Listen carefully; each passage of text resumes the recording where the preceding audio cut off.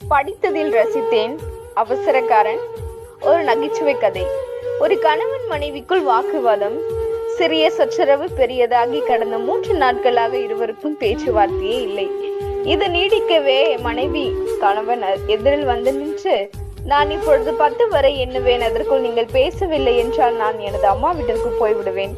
அவனுக்கோ மகிழ்ச்சி தாங்கவில்லை. அவன் அதைத்தான் எதிர்பார்த்திருந்தான்.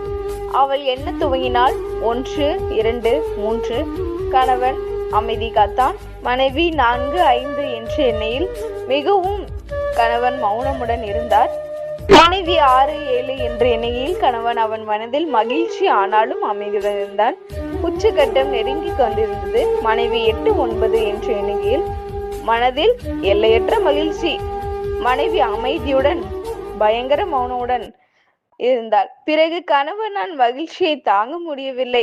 உணர்ச்சி வயப்பட்டு கத்தினான். என்ன ஏன் மேற்கொண்டு எண்ணாமல் நிறுத்திவிட்டாய்?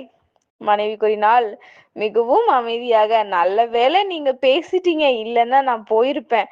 கணவன் ஆச்சரியத்துடன் பார்த்தான். பின் குறிப்பு: எப்பவுமே கணவன்மார்களுக்கு அவசரம்தான். சிறிது நேரம் பொறுமையை கடைபிடித்திருக்கலாமே. நல்ல ரசனையுடன் கேட்டால் பிரமாதமாக இருக்கும்.